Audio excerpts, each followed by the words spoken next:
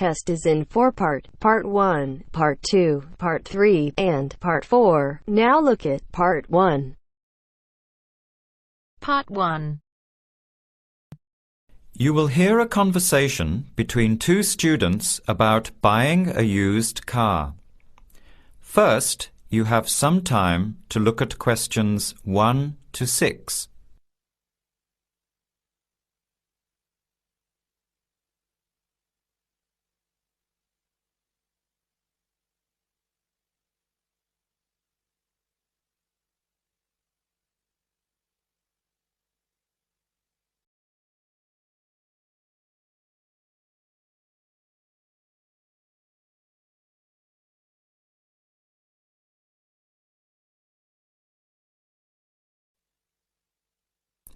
Answer the questions as you listen. You will not hear the recording a second time. Listen carefully to the conversation and answer questions 1 to 6.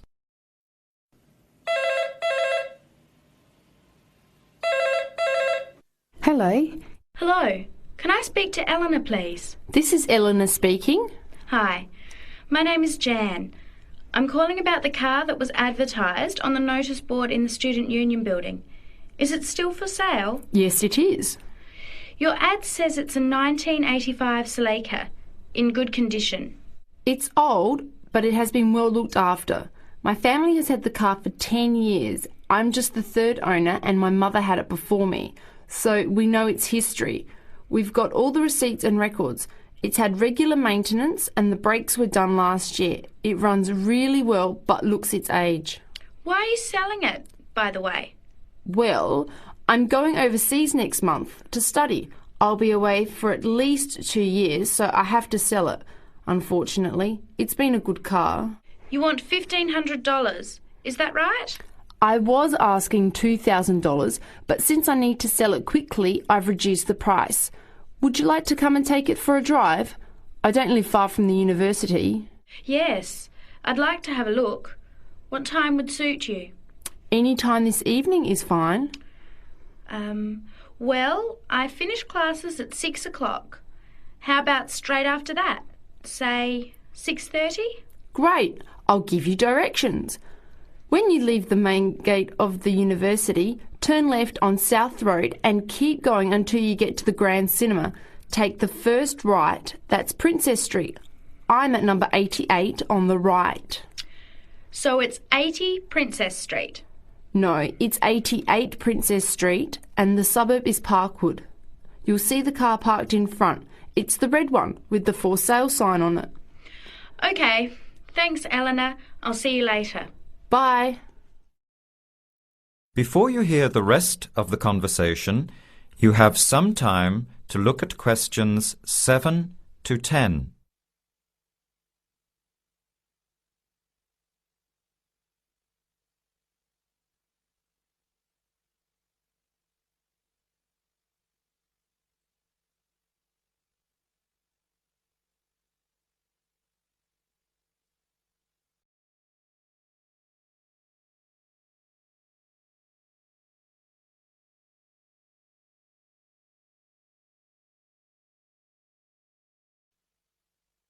Later that day, at the university, Jan meets up with her friend Sam and tells him about the car. Hi, Sam. Hey, Jan. What's happening? I'm glad I ran into you. I've decided I have to get a car. You're going to buy a car? Do you really need one? I'd probably still be driving, except that my car broke down last year. Instead of getting another one, I just moved closer to the university and went back to riding a bike. Better for the environment, better for my health, and I save a lot of money. Did it really cost that much? Well, when you think of registration, insurance, rising petrol costs, parking plus maintenance and repairs, it adds up. I know it's going to be expensive, but I really need my own transportation. It takes half an hour by bus each way to university as it is. But now I'm working at night in the city. There's no way I want to hang around waiting for a bus late at night, then walk 3 blocks home alone.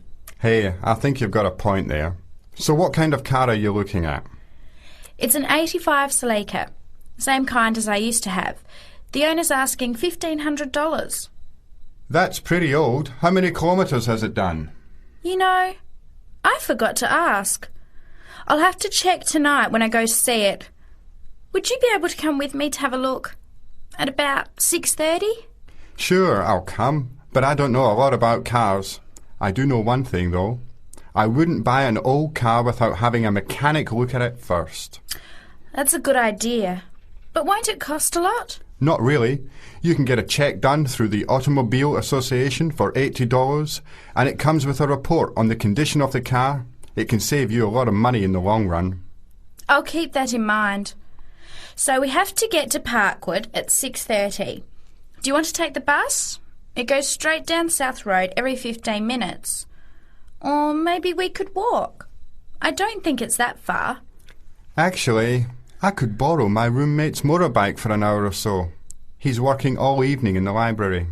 Do you think he'd mind? No way. He owes me a favour or two. Okay, great. See you at 6, outside the student centre. That is the end of part 1. You now have half a minute to check your answers.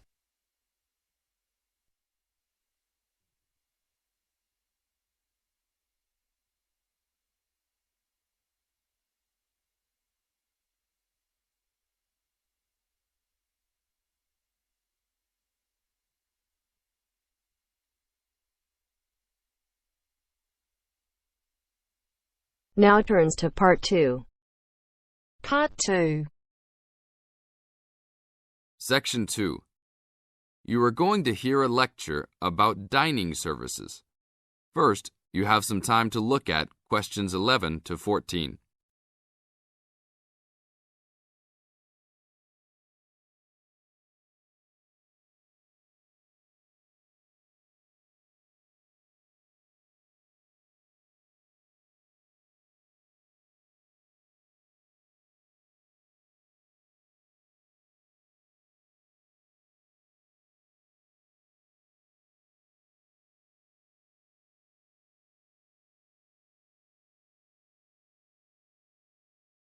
Now listen to the tape and answer questions 11 to 14.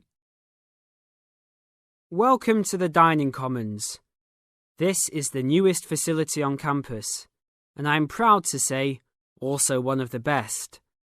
I know that all university students miss eating home-cooked food. Well, this year we are hoping to provide students with food and services that will make you feel at home, even without your family. The administration has been listening to the voice of the students. Students gave us frequent suggestions last year as to how we could improve the university. One of the most frequent suggestions was improving the dining options. We have been working hard all summer to come up with ideas that will make student life in the dormitories more pleasant. One of the new options we are offering in the dining facilities is variety in student meals. Last year, there was a set menu for every dinner, so if students didn't like the food, there was no choice. Students had to eat whatever was served. But this new dining facility has 3 completely unique areas, each with a different theme. At every meal, there will be 3 options for students to choose from. For example, there might be Italian food at station number 1, which might consist of pizza and pasta. At station number 2, there would be American food, consisting of hamburgers and hot dogs. At station number 3, there could be vegetarian soups and salads, accommodating all the vegetarians. We hope that with the greater selection of food, all students will find something to their liking. Now look at questions 15 to 20.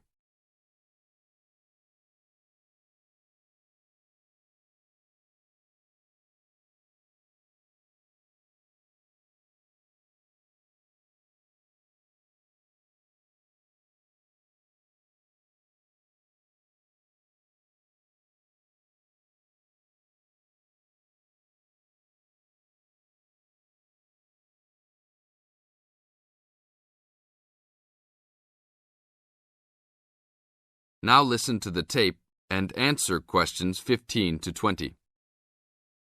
Not only will students have more options, the food will also be better. Each section of the facility will have a head chef. These are real chefs that have been trained in culinary school and have been hired specifically by the school to work in the dining facilities. All of the chefs have a speciality. The school is hoping that these chefs will prepare better tasting and more nutritious food. Every student will be able to make suggestions and also give their input as to which menus taste better. Last year, many students complained that the dining facilities didn't have very convenient hours. This year, we hope to change that. We will open for breakfast at 6 a.m. to accommodate all the early risers. In the evenings, we will open until midnight for all the students that like to go for a late-night snack. The afternoons will still remain closed, but we will have a student store open that will provide all students with drinks and fruit. The student store will be open every day from 2 p.m. to 5 p.m. Every student that has paid full tuition and dormitory fees has already paid for their dining facility fees. Students can eat at any time and in any amount for free. If you are a student that does not live in a dormitory, you can still purchase a dining facility card. This card will entitle you to the full services of the dining facility. This card is available only for students and is not open to the general public. If you are not a student and wish to dine here, you must purchase meals at the door.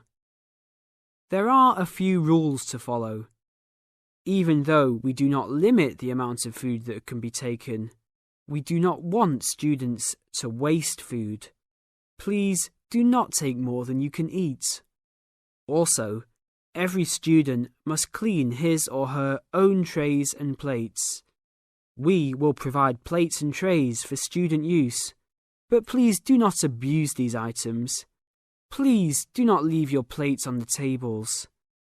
Your parents are not here to clean up after you anymore, so I hope all students will be responsible. Thank you for your attention and enjoy the upcoming year. That is the end of part 2. You now have half a minute to check your answers.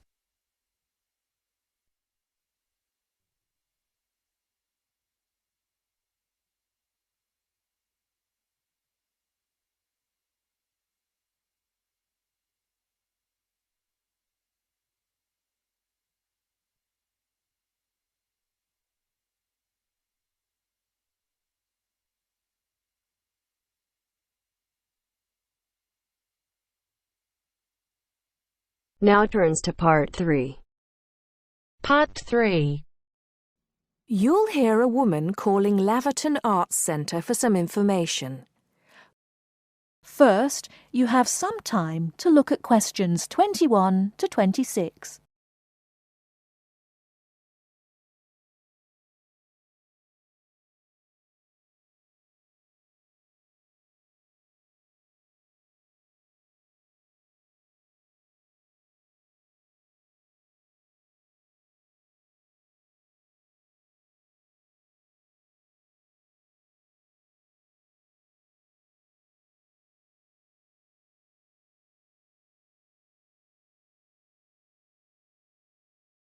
Now listen carefully and answer questions 21 to 26. Laverton Arts Centre. How can I help you? Hello. I've been to the Arts Centre a few times recently, and I understand you have this scheme for regular visitors. The Friends of Laverton Arts Centre. Yes, that's right. I wonder if you could tell me a little about it. I mean, how much it costs and what benefits it offers, things like that. Certainly. Well, first of all, the good news is that we've recently changed the scheme.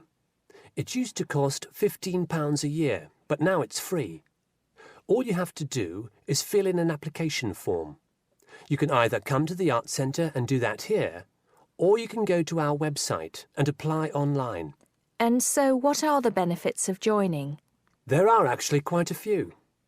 As a friend of Laverton Arts Centre, you'll receive a newsletter every 3 months with information on all the forthcoming events. That sounds useful. You also get priority booking for shows and concerts in the main theatre. Can you explain how that works exactly? Yes. What that means is that when tickets go on sale, for the first 2 days they're only available to friends of the Arts Centre. So, as long as you book early, you can make sure you get seats. Great! Do you ever offer discounts to friends of the centre? Under the old system, when you had to pay to be a member, we did. Under the new system, there won't be any discounts for shows in the main theatre or films at the Arts Cinema. Having said that, we will be offering some discounts to members for performances in the small theatre. There'll be information about this in each issue of the newsletter. I suppose I can find that information online as well, can I? Absolutely. Actually, we're redoing our website at the moment. Right now, there actually isn't a special section for Friends of the Arts Centre on the website. Once the site's been redesigned, there will be. You'll be able to put in your username and password and enter a special section just for you. It sounds excellent. Are there any requirements, though? I mean, as a member, do I have to do anything? Yes, sorry, I forgot to mention that. There are no formal requirements at all, though obviously we have this scheme to encourage people to attend events here regularly. So we ask that you attend at least 4 events a year, whatever they are, if you possibly can. Nobody's going to count, though, and it's totally up to you. That sounds fair enough.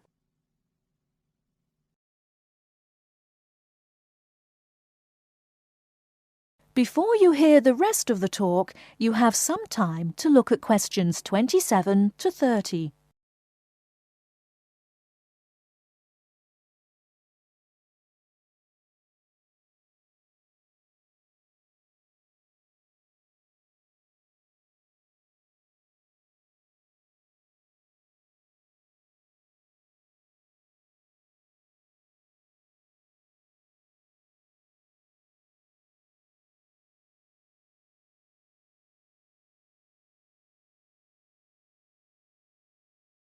Now listen and answer questions 27 to 30. While you're here, we're actually conducting a short survey of people who phone up the Arts Centre. Would you mind if I asked you a few questions? It'll only take a couple of minutes. Sure, no problem. Thanks a lot. So, how many times have you visited Laverton Arts Centre in the last 6 months? Well, I've only lived in the area for the last 4 months, so not that many times. 3, I suppose. Yes, that's right. Fine. And how did you first find out about the Arts Centre? Let me think. Oh, yes, a friend invited me to a concert, and I came with her. Have you ever seen a film at the Arts Cinema here? No, I haven't, to be honest. In fact, until you mentioned it earlier, I didn't realise you even had a cinema. One more question. If we offered a free tour of the Arts Centre, including things such as going backstage to look at the dressing rooms, would you be interested in going on it? Oh, yes, definitely. I think a tour like that would be very interesting. I'd even pay for it. That's great. Thank you very much for your time. Thank you.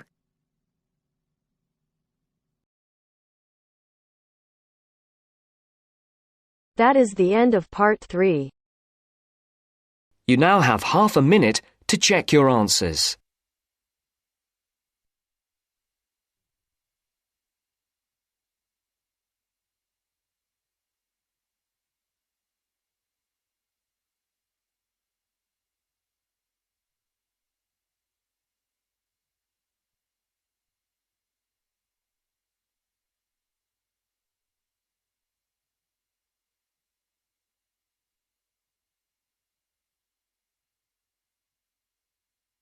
Now turns to part 4. Part 4. You are going to hear a lecture on fishing. First, look at questions 31 to 36.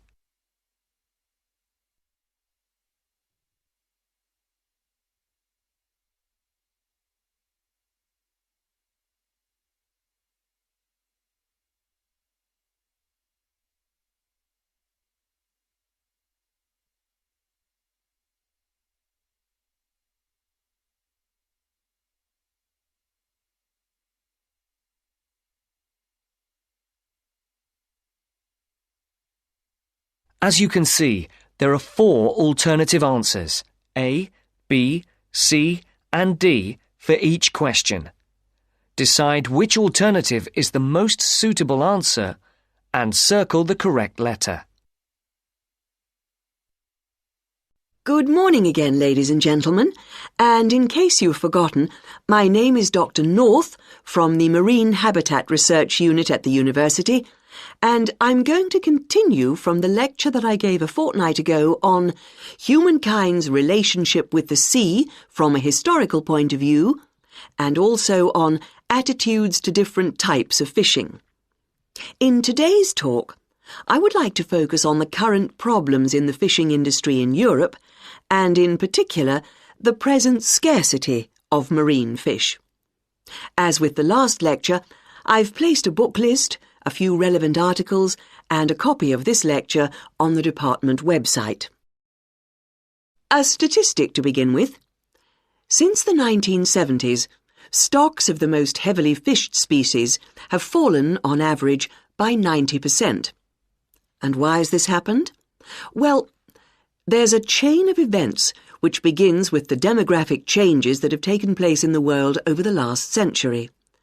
During this time, the world population has grown at a phenomenal rate, with efficient and heavy fishing, which is technology-driven, meeting the increasing demands for food. As a consequence, many fishing stocks in the European waters, from the Atlantic to the North Sea and the Mediterranean, are now on the verge of collapse. But the problem is not restricted to European waters. It's a situation that's all too clear all around the world. Fish stocks in the Pacific Ocean, for example, are now on the verge of collapse due to a combination of overfishing and natural changes in ocean ecology. And there's another reason behind the increased demand for fish, and that is the changes in the eating patterns of different countries. Certain countries have a long tradition of fishing, for example, the southern European countries, but eating patterns have changed in countries like the United Kingdom, where fish was once considered as food for the poor rather than the rich. People have been turning to fish as a cheap and healthy alternative to meat, driving up demand and depleting stocks. Food scares like BSE and foot and mouth disease have also driven people away from eating meat, which again is invariably replaced by fish. Before the speaker continues, look at questions 37 to 40.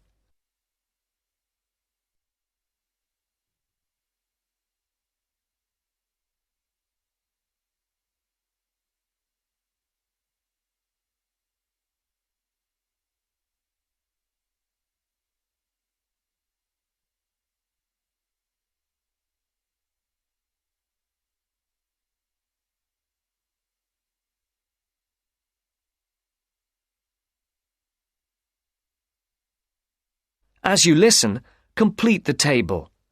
Write no more than 3 words for each answer. Another important reason is that a sizable proportion of the catch from modern trawlers or fishing boats is thrown away. Nets quite often land fish that are not wanted and which are thrown back into the sea dead. Discarded nets and other traps are responsible for the deaths of many fish.